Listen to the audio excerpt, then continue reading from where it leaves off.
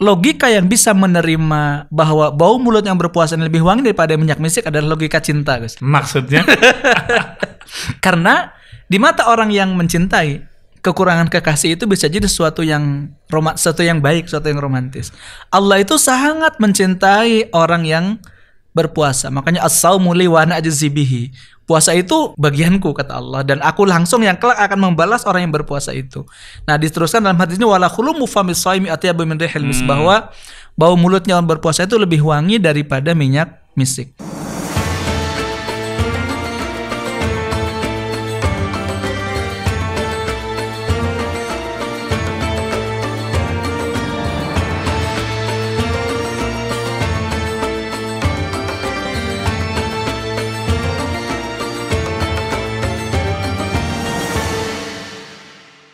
Ya Gus, kita lanjutkan ke pertanyaan berikutnya. Jadi salah satu rutinitas kita sebagai manusia yang beraktivitas, biasanya kan setiap pagi menjelang ke kantor, menjelang ke sekolah atau mau belajar dan sebagainya, apalagi mau bertemu orang banyak, pasti kita kepengen bebersih. Ya, betul. Wajah dengan cuci muka, tubuh dengan mandi. Nah, di antaranya adalah dengan bersikat gigi atau siwak dalam konteks yang syar'i. Nah, ini kan berhubungan dengan puasa, Gus. Kita lagi menjalani puasa. Nah, sebetulnya apa sih hukumnya gitu? Apakah bersiwak atau bersikat gigi di bulan Ramadan itu memang ada hukum tersendiri atau memang sama dengan bulan-bulan di luar Ramadan? Silahkan, Gus. Baik.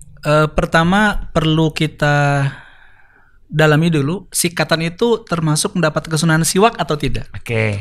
Ini karena banyak orang yang belum tahu apakah sikatan itu sama dengan siwak.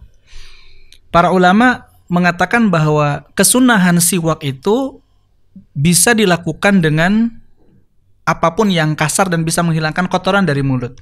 Termasuk tentu dalam konteks ini adalah konteks yang modern, ya. Iya, sikatan. Cuma memang sesuatu yang paling utama itu sikatan dengan menggunakan kayu arak yang Gus bawa ini ya. Iya, ini. Nah, bagaimana siwak ini dilakukan ketika berpuasa? Di dalam kitab fikih dijelaskan bahwa siwak itu sebelum zawal itu adalah sesuatu yang masih diperbolehkan. Tetapi Imam Syafi'i mengatakan ketika siwak ini dilakukan ba'da zawal atau setelah zuhur kalau kita Gus, itu dianggap sebagai sesuatu yang makruh. Kenapa? Karena ada hadis yang mengatakan wala khulumu famis shaimi atyabu min rihil misk. Bahwa bau mulutnya orang yang berpuasa, kata orang Banyumas, abab apa ya? Abab. Betul. Iya. Itu di sisi Allah, di mata Allah lebih wangi daripada minyak misik. Di sisi Allah, bukan di sisi manusia. Ini ada yang menarik. Kenapa di sisi Allah? Saya sering menyampaikan ke teman-teman santri bahwa logika yang bisa menerima bahwa bau mulut yang berpuasa ini lebih wangi daripada minyak misik adalah logika cinta, Gus. Maksudnya? Karena di mata orang yang mencintai, kekurangan kekasih itu bisa jadi sesuatu yang baik, sesuatu yang romantis. Allah itu sangat mencintai orang yang berpuasa. Makanya as-saumu li wa ana ajzi bihi. Puasa itu bagianku, kata Allah, dan aku langsung yang kelak akan membalas orang yang berpuasa itu. Nah, diteruskan dalam hadis ini wala khulumu famis shaimi atyabu min rihil misk, bahwa bau mulutnya orang berpuasa itu lebih wangi daripada minyak misik. Nah, umumnya bau mulut orang berpuasa ini akan muncul ba'da zawal. Umumnya ya. Makanya kemudian Imam Syafi'i mengatakan ini adalah menjadi bukti kalau dia berpuasa, sehingga karena dia bukti tidak boleh dihilangkan dong. Akhirnya Imam Syafi'i mengambil istinbat hukum bahwa makruh hukumnya bagi mereka setelah zawal itu melakukan siwak. Karena menghilangkan sesuatu yang dicintai Allah. Dicintai Allah. Ya, ibarat kalau orang mati syahid itu kan dia berdarah, sehingga tidak boleh dimandikan, harus langsung kuburkan ya. Tanpa perlu dimandikan. Karena itu menjadi saksi perjuangan. Jadi saksi. Nah, saksi betul orang yang berpuasa ini bau mulutnya itu menjadi saksi kelak bahwa dia adalah dulu orang yang melakukan puasa. Tetapi begini, Gus. Itu kan sampai batasan makruh ya. Iya. Misal nih, kayak antum ini atau orang-orang yang sering berbicara di depan publik. Iya, betul. Misal berbicara di sore hari atau di siang hari, misal di depan banyak orang. Iya. ini kan sering kali dihadapkan begini. Ini kalau nggak sikatan, saya akan mengeluarkan bau mulut yang pasti mengganggu ini. Betul. Gitu. Iya. Yang kedua mau dihilangkan, ini akan menghilangkan bukti ibadah. Nah, sikap yang paling wasatiyah yang kemudian tidak mengganggu orang, apalagi image ya. Jangan sampai kemudian image-nya penceramah, image-nya ustadz mambu gitu kan. Tetapi tidak menghilangkan fadilah apa namanya bau mulutnya orang puasa. Ini win-win solusinya gimana guys? Sebenarnya ada ashabus safi yang mengatakan bahwa ba'da zawal pun tidak makruh, guys. Artinya ada yang mengatakan bahwa tetap boleh. Apalagi dalam konteks tadi lil hajah, sebagai orang yang bertemu banyak orang, tentu kemudian mengganggu orang adalah sesuatu yang makruh juga bahkan ya.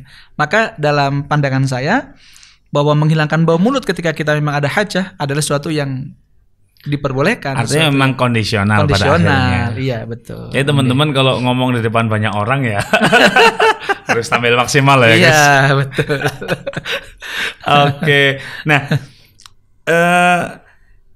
kalau sebatas sikat gigi ini kan syai'un. Iya. Kalau di Indonesia ini bahkan kita ya sehari-hari itu kan pakai odol, pakai pasta gigi. Maaf sebut merek. Ini apakah ada hukum yang sama? Artinya kalau pakai pasta gigi kan kadang-kadang ada bekas-bekasnya tuh Gus. Ya efek minnya, ada manis-manisnya gitu juga. Ya, di dalam kitab fikih ngatakan Gus bahwa kalau misalkan jangankan pakai sikat gigi ya, misalkan pakai kayu arok yang bisa jadi kalau dia masih basah itu kan ada yang lepas ya Gus. Iya. Itu ketika tertelan ya, itu oleh para ulama dihukumi puasanya batal. Termasuk pasta gigi barangkali bagian dari ain yang di luar kita ya. Itu kalau kemudian makanya harus hati-hati betul ketika kita sikat gigi, jangan sampai nanti pasta giginya ada yang tertelan. Maka kemudian ketika membersihkan itu harus betul-betul bersih. Adapun efek dingin atau efek wangi asarnya itu oleh para ulama tidak dianggap sebagai sesuatu yang membatalkan karena dia hanya asar. Bukan ain ya. Bukan ain. Iya betul. Artinya memang dalam keadaan berpuasa menggunakan pasta gigi juga nggak ada masalah. Nggak ada masalah. Yang penting hati-hati tadi. Iya. Artinya kalau yang menggunakan kesempatan dalam kesempitan, lumayan gitu. Betul ya. Iya. Sambil sikat gigi menelan apa gitu ya. Oke Gus, terima kasih banyak. Moga-moga apa yang kita bahas menjadi ilmu yang manfaat. Intinya teman-teman, ad-dinu yusrun, agama itu mudah.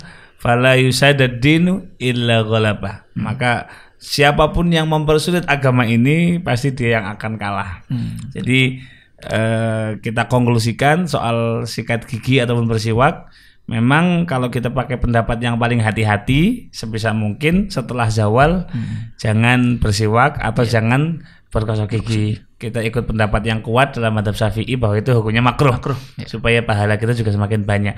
Tetapi dalam keadaan tertentu, apalagi sampai mengganggu orang, ya bolehlah kita menghilangkan bau mulut itu. Jazakumullah khair Gus. Moga-moga manfaat. Assalamualaikum warahmatullahi wabarakatuh. Waalaikumsalam warahmatullahi wabarakatuh.